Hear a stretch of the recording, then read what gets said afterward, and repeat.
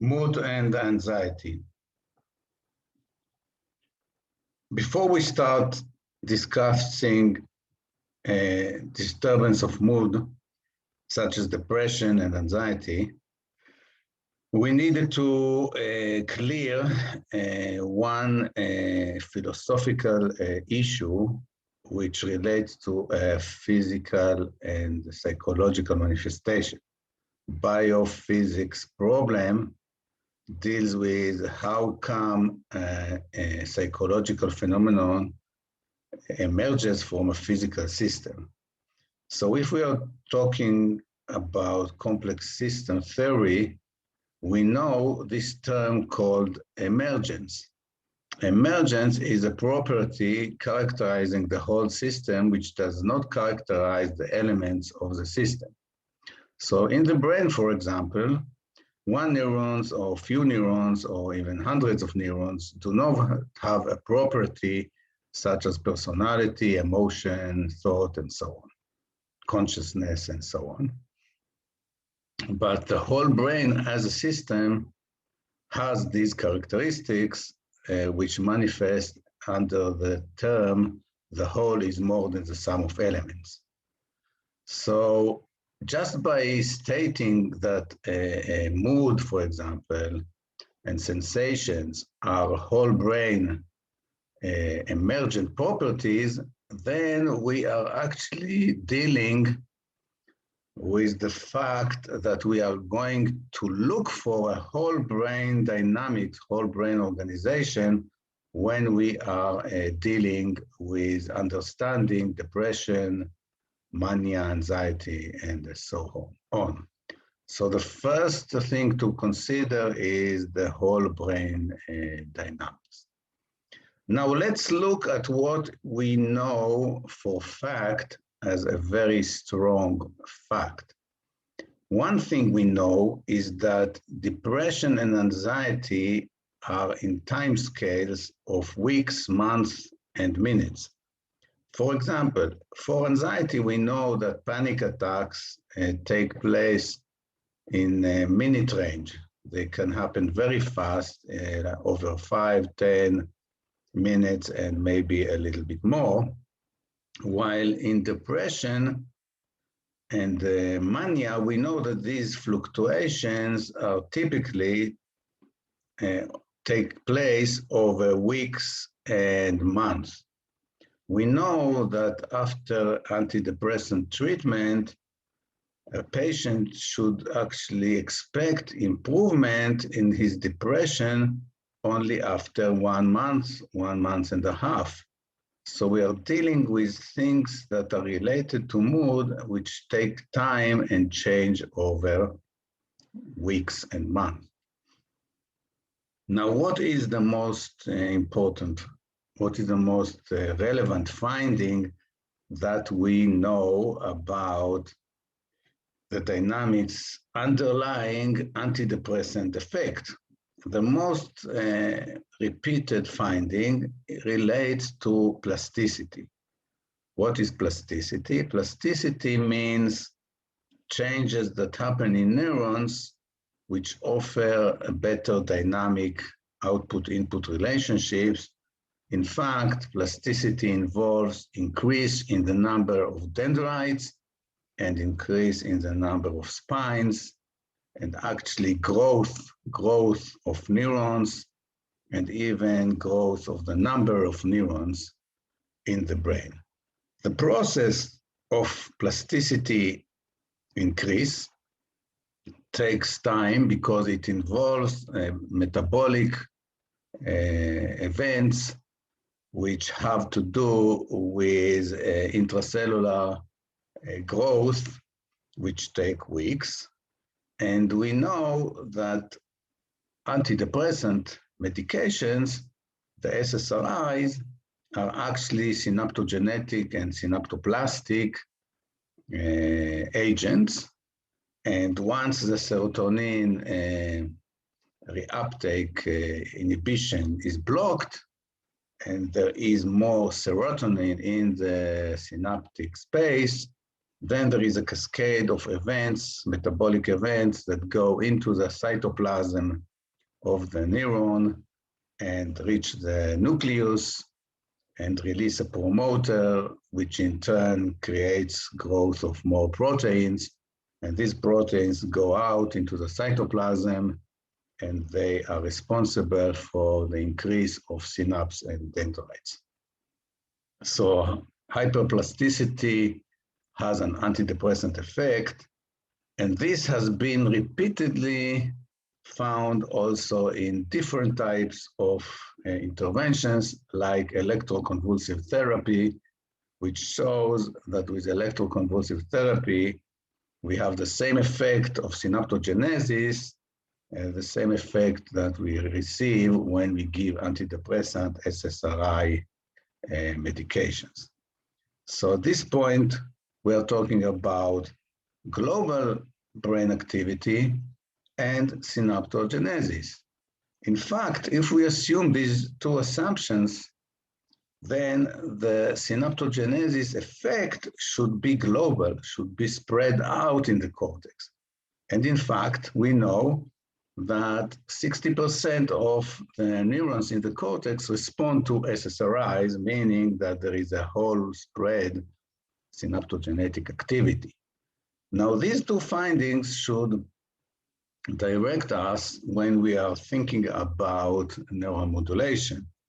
We should think about an intervention that has to do with weeks and months, and with an intervention that has to do with massive spread out neuronal activity.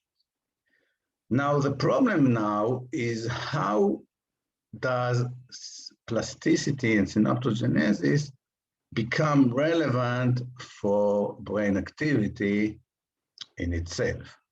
In order to understand that, we need to introduce the work of Carl Friston, talking about the dynamic brain activity, which he calls Bayesian brain or Bayesian brain dynamics, in which it states that the brain continuously predicts occurrences in the environment and adapts to them, in a sense that when it adapts to the environmental occurrences, it is actually reducing a factor called delta, which is the difference between the occurrences in the environment and the internal states of the brain. So there is a continuous attempt for the brain to reduce a delta function, which represents the difference between the internal states of the brain and the external states of environmental occurrences. So this kind of reduction is also called free energy. The delta reduction is a free energy reduction, which is a term taken from entropy measurements, where the entropy measurements of the internal states of the brain continually predict and then reduce the difference, the free energy, with the environmental occurrences. Now, in order for the brain to be able to reduce effectively the free energy, it should be changeable. Changeable meaning more flexible, meaning more synaptic. Now, increase in synaptic capacity, the increase of plasticity in the brain offers the brain the capability to reduce free energy more effectively. Now, if we want to connect the emergent property of depression to plasticity, we have to assume that the dynamics going from high free energy to low free energy, meaning that the adaptability of the brain to reduce the differences of the occurrences from the environment and the internal states, this kind of dynamics from moving from one state to another, the dynamic itself, the reduction of free energy dynamics, has an emergent property of improved mood.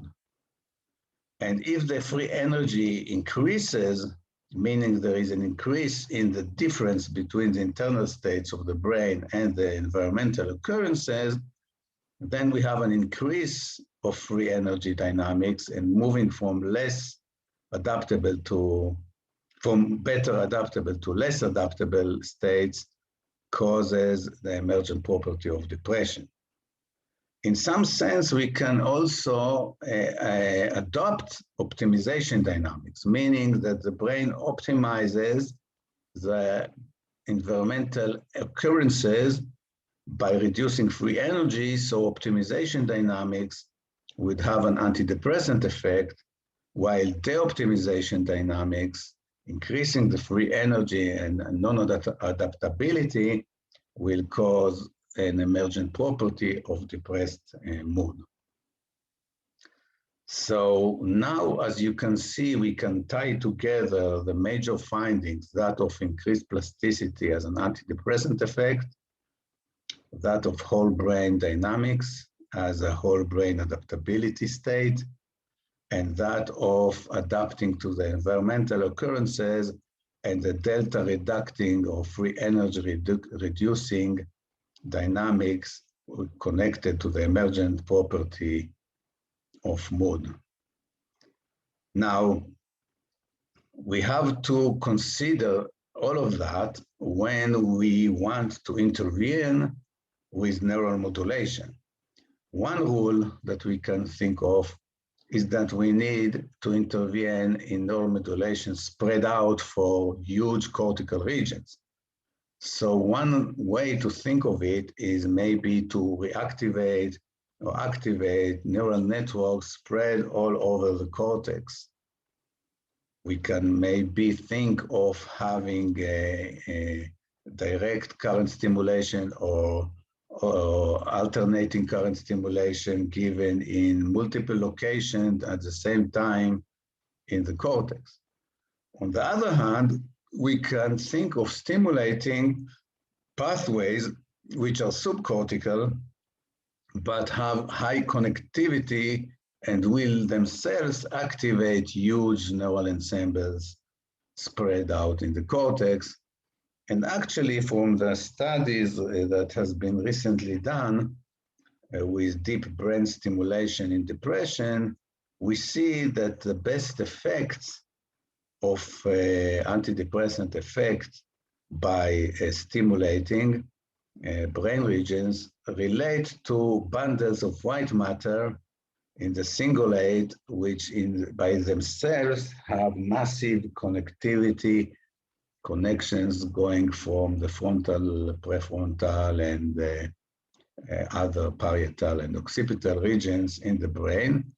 And actually, this kind of high connectivity makes the assumption that probably massive spread out activity is being stimulated, even though the electrode is very local and is inserted into white matter bundles of connectivity. So we have to think of both local and spread stimulation when we are talking about neuromodulation or for antidepressant effect. Now, while depression and mania could be fluctuating states of whole brain dynamics of optimization and de-optimization, when we talk about anxiety, we probably are talking about instability of these networks while having high computational activity. The interactions between the neurons in the neural ensemble are perturbated. What do we mean by perturbation? Typically, a network will stabilize having the input-output relationships of each of its units being conformed with the state of the whole network. We know that each neuron has input-output relationships that follow a physiological mathematical formulation in which there are inputs and there is a summation function for the neural body, and then there is an output, some kind of threshold function that could be something like a sigmoid function. And the mathematical values that are inputted and outputted from each neuron confirm with the values of the whole network transmission. Once the network is perturbed, these values, which actually represent multiple constraints between the neurons, are perturbed in the sense that they don't match their mathematical formulation anymore. And it is just like you throw a stone in a pond and the water begins to ripple. There is instability that spreads into the network. An emergent property of such perturbation would probably emerge as a sensation of anxiety. And actually, it is very intuitive to see that when the computational load and the perturbation of the networks increases under specific incoming stimuli, which will be typically called perturbating stimuli like stress, then anxiety is the natural sensation that accompanies both hyper demands on the network, perturbation of the network, and this is intuitively a good explanation for why we have some kind of continuous existential anxious sensation because of network load and activity. So we also know that if the plasticity is increased, especially if it is increased in spread out whole brain networks, then it can absorb this kind of perturbations. And this is the explanation also why SSRIs are effective for anxiety as much as they are effective for depression. In anxiety, the flexibility of the system absorbs and puts down the perturbation spread in the brain, while the same plasticity also helps adaptability, reducing free energy, reducing the delta, adapting to the perturbations of the environment, and causing an antidepressant effect.